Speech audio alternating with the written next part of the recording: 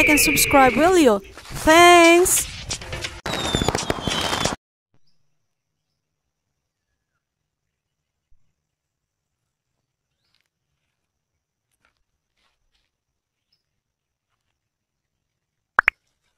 All of these building material resources is from the property. Ano po? Yan. Ang bubong, ang isasahig, ang ididingding, ang mga poste is all from the property. Indian mango, everyone! Nanguha po tayo kanina pagkatapos ng tanghalian.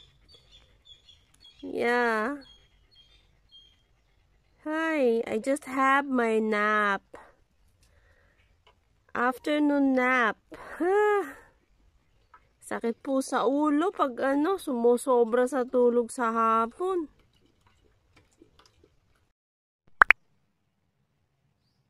Oh!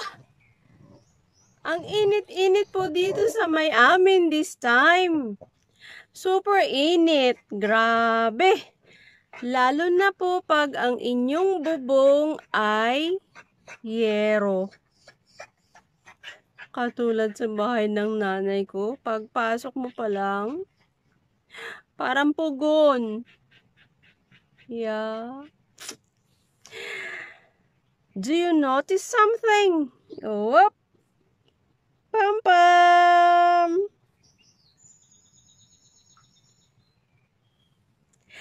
Isang beses po yung ate ko nagpunta sa Tianggihan. There was a Saturday. Pagbalik niya, sabi niya, I have something for you. Tuwan-tuwa naman ako. Pinakita niya. Sabi ko, I thank you. Kakatuwa. Kasi, parang feeling ng ate ko, ay, may kapatid akong babae. Pala ayos. Kaya binilhan niya ako. Tuwan-tuwa ako kasi I have ate. Yung isang ate ko na mahal ko, Ate Lourdes, how are you? Hindi mo na ako tinatawagan. I miss you, miss you, miss you. So today,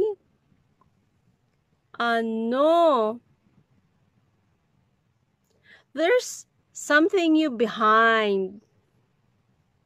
Ano po yan? Ipapakita ko po sa inyo.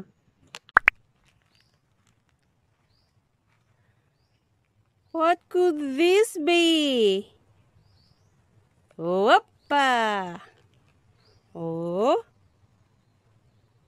Opa! Oh! Ay! Nakasampay po yung aking damit. Yan. Opa! Ay! Buksan natin. Yupa! Yuhu! Yahoo! Yun. Yes. Ito po ay temporaring palikuran. At least, dahil ako po ay nagga-gardening, kung gusto kong mag-wash up any time of the day, hindi ko na po hihintayin ang oras. Doon sa bahay ng aking nanay kasi gabi po ako naliligo. So here, anytime. Opa, meron po akong bangkito. Pinagawa po natin sa The Handyman. Temporary lang po. And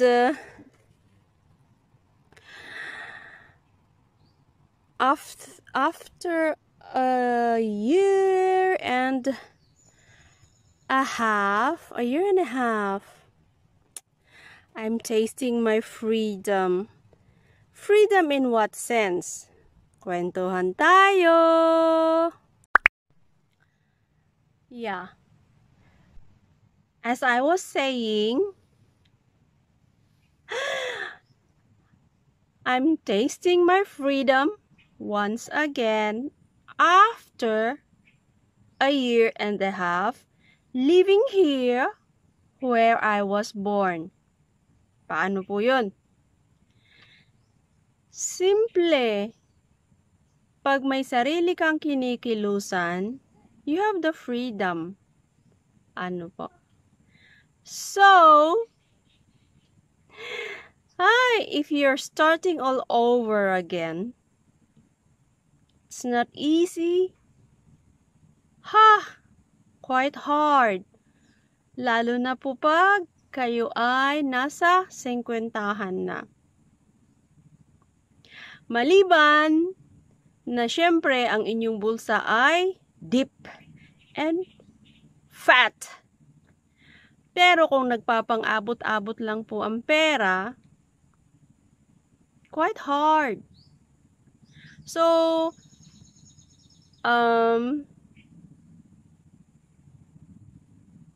this house I'm building,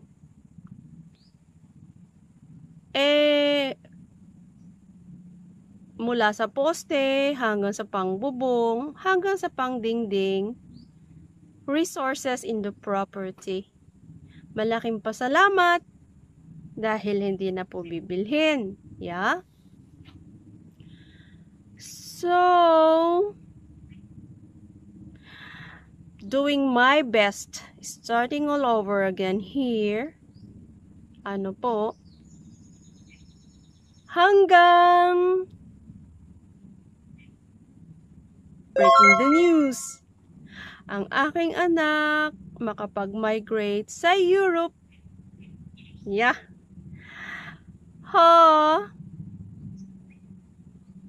Wish us good luck.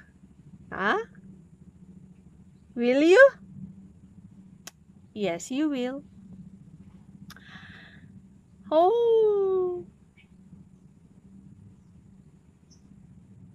Ang iniisip ko po ngayon ay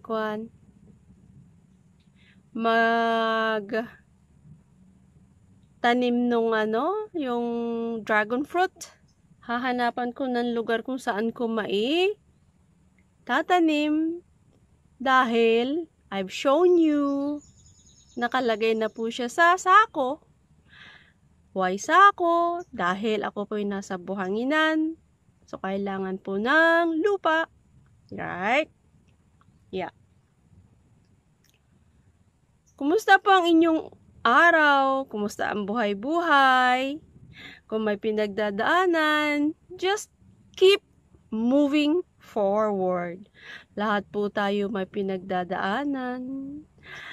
So, you just don't know what tomorrow brings. So, in my case, hanggat nandito ako sa Pilipinas, tanim-tanim, para hindi na ako pakinabangan ng tindahan. In a sense na, kung kaya ko namang itanim yung bawang, sibuyas, luya, kamatis, ano po? Yan. So, may nalaglag. May bumagsak. So, that's it. Alam nyo po.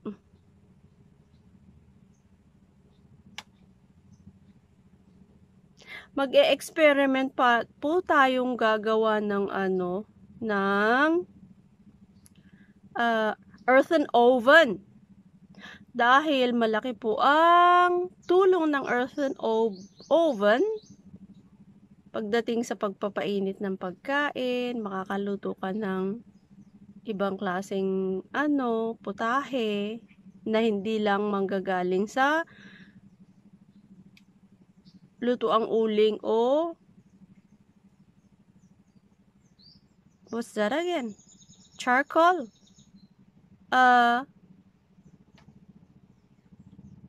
Uling ng bao. Ano? Yeah, I'm preparing for that.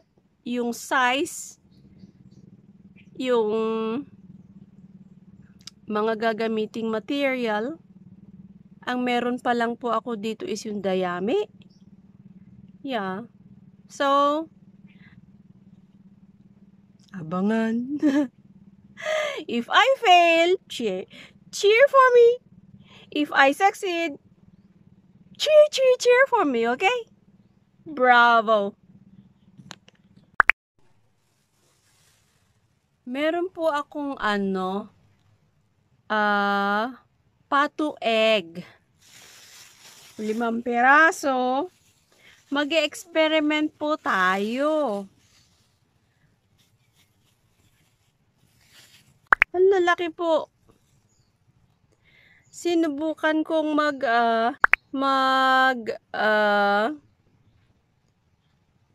how do you call that? Maglabon? I don't know, sa standard Tagalog maglabon. 4. Yung pong kanyang taba, yung kanyang egg yolk, hindi po katulad ng manok. So this time, ito po, experiment ko. Gagawin kong salted egg. Ang gagamitin ko, water from the sea. Tignan po natin anong mangyayari. Yes, kuya.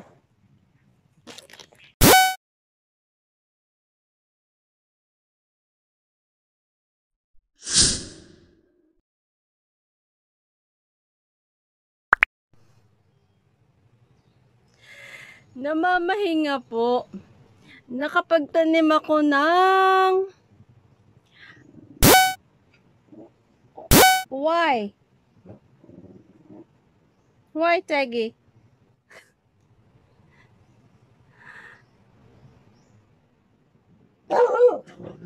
Ano yun?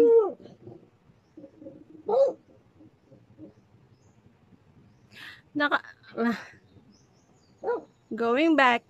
Nakapagtanim po ako ng 4 na puno ng dragon fruit. Kainitan tapat. So now, noon time, namamahinga.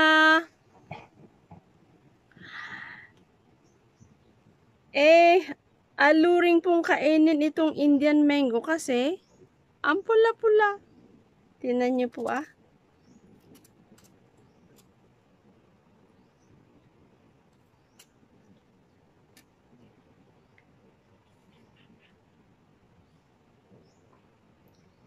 Indian mango.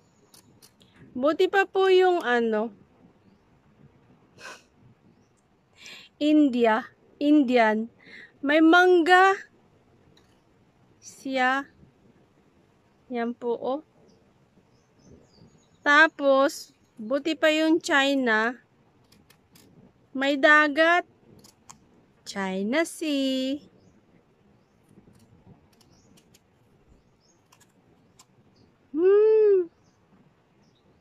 Yung pong sayur manis na ipinakita ko sa inyo noong nakaraan.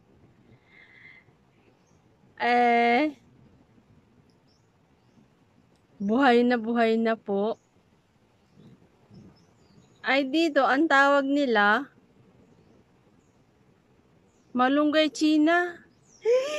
Buti pa yung China may malunggay sa Pilipinas. Buti pa yung India may Indian mango dito sa Pilipinas. Buti pa yung China may China Sea, napakalawak. Hay, maraming bansa ang sinasakupan dito sa Southeast Asia. Juan de la Cruz. Ano ang iyo? Iyo. Look,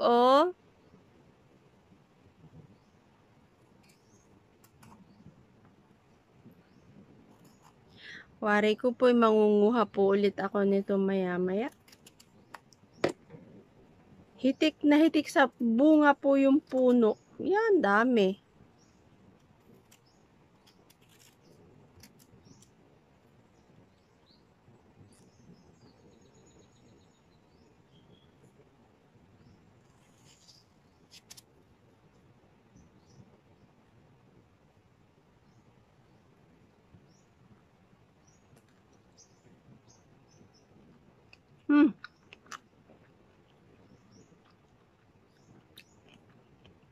Sausaw natin sa asin. Hindi kumpleto pag walang asin. Bagoong alamang po sana ano. Kaso, pag po nagawa itong aking bahay kubo, magluluto po ako. Papakita ko sa inyo.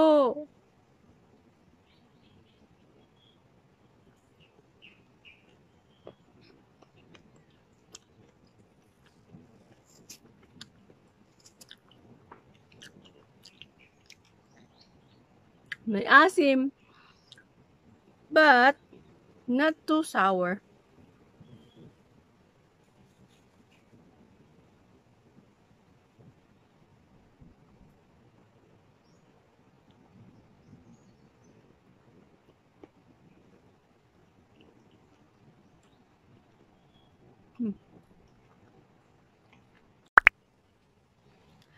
Nagawa ko na po pala yung experiment kong ano, itlog ng pato. Nagagawin kong itlog na maalat.